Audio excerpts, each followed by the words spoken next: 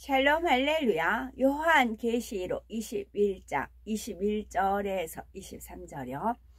그 12문은 12진주니 각 문마다 한 개의 진주로 되어 있고 성의 길은 맑은 유리 같은 정금이더라.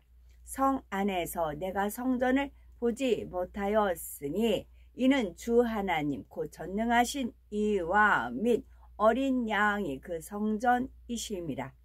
그 성은 해나 달에 비침이 쓸데없으니 이는 하나님의 영광이 비치고 어린 양이 그 등불이 되심이라. 아멘. 새 예루살렘의 성 진주문의 의미와 진주문을 지날 때의 감동, 또 새 예루살렘 성 내부 구조 및 믿음의 선진들의 천국집에 대해서 살펴봅니다.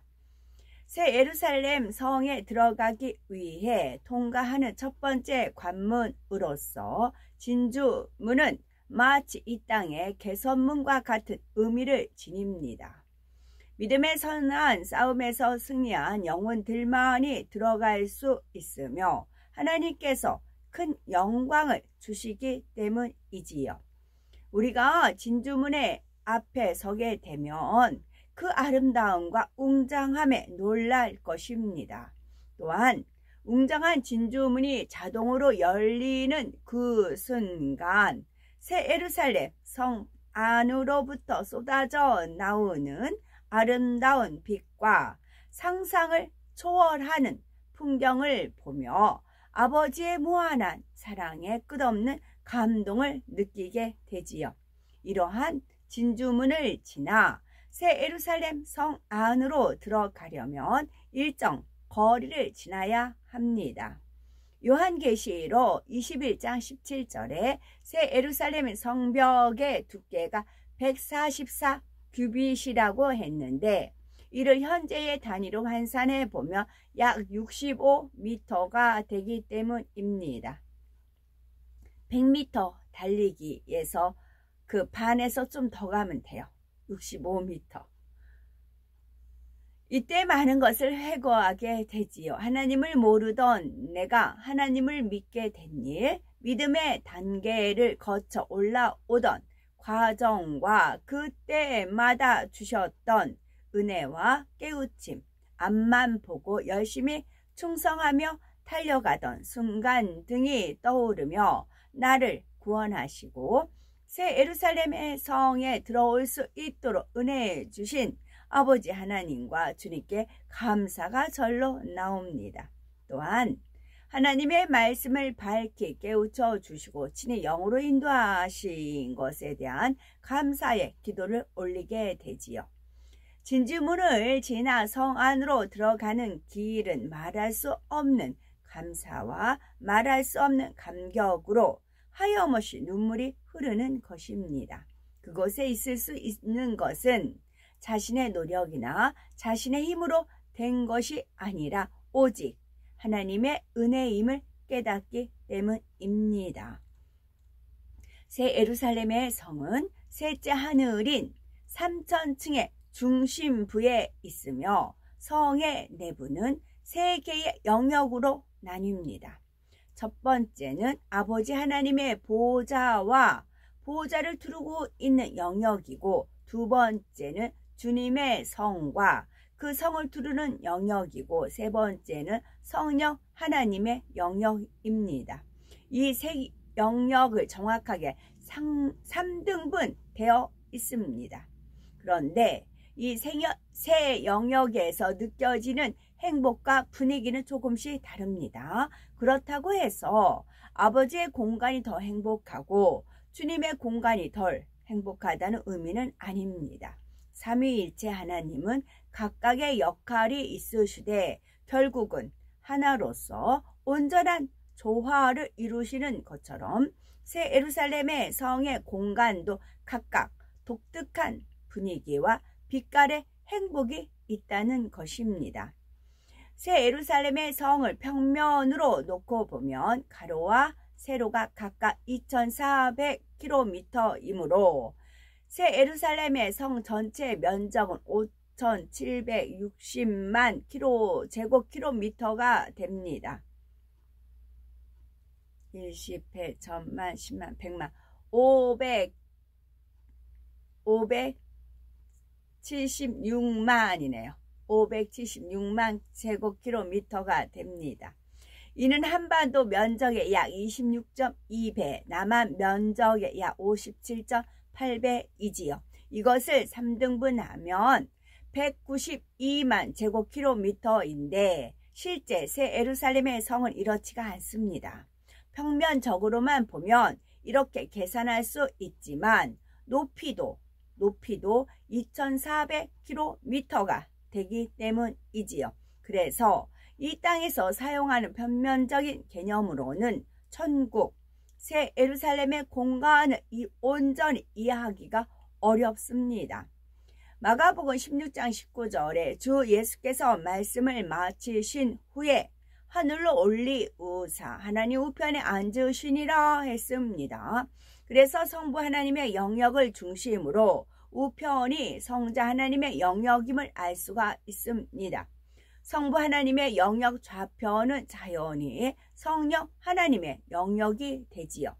이러한 새 영역의 정점, 그 중심점과 같은 지점에는 아버지 하나님의 보좌가 있습니다. 그리고 그 정점은 또 다른 하늘, 곧 넷째 하늘과 연결이 되는데 태초에 하나님께서 홀로 계셨던 바로 그 공간을 말합니다. 시간이나 공간의 제약이 없는 넷째 하늘은 구원받은 영혼들을 위한 공간이 아니라 삼위일체 하나님을 위한 공간이지요. 그래서 새 예루살렘의 성민 중에서 특별한 사람에 한해서만 하나님의 허락을 받아 들어갈 수가 있습니다. 하나님은 주로 넷째 하늘에 계시지만 셋째 하늘의 새 예루살렘 성에도 하나님의 보좌가 있습니다. 이 보좌를 중심으로 하나님의 큰 기쁨이 되었던 영혼들의 처소가 있는데 주로 구약시대에 활동했던 믿음의 선진들, 즉 엘리야, 에녹, 아브라함, 모세 등의 처소가 있습니다. 막달라 마리아와 통정녀 마리아의 처소도 하나님의 영역 안에 있지요. 하나님께서는 각 사람의 성품대로 각 사람이 일한 대로 갚아주시기 때문에 각 사람의 천국집을 보면 그가 어떻게 충성했는지 알 수가 있답니다. 상급으로 주어지는 보석들은 각 사람이 일군 영의 마음을 상징하며 각자의 천국집을 짓는 재료가 되지요. 온영을 이룬 사람이라면 각종 보석이 모두 상급으로 주어지지요. 그런데 사람마다 영의 마음 중에 유달리 더 승한 분야가 있답니다. 예를 들면 사도 바울은 주를 향한 뜨거운 사랑으로 복음 전파를 위해 정성을 다했지요. 이러한 영의 마음을 상징하는 것은 홍보석이므로 사도 바울의 집은 전체적으로 붉은 빛을 띱니다. 물론 사도 바울의 집에는 다른 보석들도 많이 있지만 홍보석이 상징하는 영의 마음이 가장 승하였으므로 그 빛이 가장 강하여 전체적으로 붉은 빛이 나는 것입니다. 이처럼 온 영을 이룬 믿음의 선진들의 집도 각각의 특색이 있지요. 그들의 삶 가운데 하나님께 드린 마음의 향과 하나님께 영광을 돌린 모습이 달랐기에 각자 상급의 모양도 다르고 천국집의 모양과 빛깔도 서로 다른 것입니다. 푸른 빛이 감도는 엘리야 집인데요. 12보석 중에서도 푸른 빛이 나는 보석은 벽옥, 남보석 등인데 각각 믿음, 절개, 절제, 청결을 뜻하지요. 엘리야가 이 땅에서 하나님의 뜻을 이룰 때 많은 번민이 있었습니다. 당시에는 온 나라가 우상 숭배에 빠져 있었고 왕비 이세벨이 앞장서서 여호와의 선지자들을 멸절하려 하는 등 큰 핍박이 있었기 때문이지요. 그러나 엘리야는 하나님에 대한 사랑으로 생명을 걸고 오직 믿음으로 행했지요. 혈혈단신으로 이방신을 섬기는 선지자 850명과 불의 응답을 받는 대결을 한 것입니다. 하나님께서는 그의 기도에 멋지게 응답해 주셨죠. 그 결과 우상의 세력은 무너지고 우상 숭배에 빠져 있던 많은 백성들을 구해낼 수 있었습니다. 이러한 엘리야의 사역은 하나님만을 사랑하고 섬겨야 한다는 신앙의 절개의 극치라 할 수가 있습니다. 그래서 엘리야의 집은 믿음과 절개를 상징하는 벽옥과 남보석의 푸른빛이 감도는 것입니다. 또한 엘리야의 천국집에는 불의 응답을 받는 장면이 여러 보석들로 조각된 벽화가 장식되어 있고 그에 대한 설명도 붙여 있습니다. 이 밖에도 3년 6개월의 가뭄을 끝내는 비의 응답을 받기 위해 간절하게 기도했던 일, 영의 공간을 타고 왕의 마차보다 앞서 달려갔던 일 등 엘리야의 믿음의 행적들을 기리는 그림과 글귀로 집 곳곳이 장식되어 있습니다. 흰빛이 감도는 에녹의 집인데요. 서로 다른 여러 빛깔의 빛을 섞으며 밝고 환한 흰색이 되죠. 에녹의 천국집은 우유처럼 흰빛이 감도는데 이는 12보석에 의미하는 영의 열매가 두루두루 균등하게 맺혔음을 뜻합니다. 에녹은 아담의 7대 손으로 태어났는데 그때는 아직 이스라엘 민족이라는 나라가 형성되지 않아서 하나님의 나라를 위해 특별한 사명을 맡을 일은 없었습니다. 그런데도 에녹은 인류 역사상 첫 번째 온영의 열매로 나왔습니다. 하나님께서는 인간 경작의 목적에 합당한 첫 열매 에녹을 통해 매우 큰 기쁨과 위로를 받으셨지요. 에녹은 이 땅에 살면서 늘 하나님을 사모하며 하나님을 그리워했습니다. 모든 사람과 화평했지만 홀로 있으면서 하나님 찬양하기를 가장 즐겨했고 하늘과 자연을 바라보면서 하나님을 생각하고 교통하는 시간을 가장 행복해 했지요. 그때 에녹이 하나님께 올렸던 고백도 그의 천국집에 장식이 되어 있습니다. 이런 글귀들은 하나님께서 에녹을 사랑하여 이 땅에서 300년간 동행하다가 산채로 데려가신 이유를 잘 나타내 주기 때문에 찬란한 보석들로 기록하여 영원히 빛을 발하게 하신 것입니다. 에녹의 천국집은 유달리 많은 꽃과 나무로 꾸며져 있는 것이 특징 중에 하나입니다.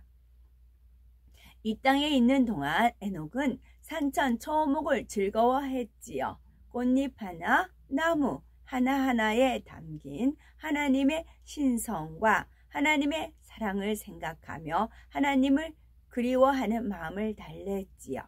그래서 하나님께서 많은 꽃과 많은 나무로 갚아주셨답니다. 또한 하나님에 대한 생각으로 가득했던 그의 마음을 기억하여 하나님의 사랑이 듬뿍 뺀 향으로서 벽과 지붕 등 집의 기초가 되는 곳곳마다 담아주셨지요. 모세의 집은 초록빛이 감도는 집인데요. 12보석 중에서 초록빛을 띤 보석은 녹보석, 황옥, 녹옥, 비치옥 등이 있습니다. 이는 서원이 겸비된 의, 자비, 오래 참음, 절제를 상징하지요. 모세는 200만 명이 넘는 백성들을 이끌고 약 40년 동안 광야 생활을 했는데, 이를 통해 그의 마음에는 아름다운 보석 같은 영의 마음들이 더욱 온전하게 맺혔습니다.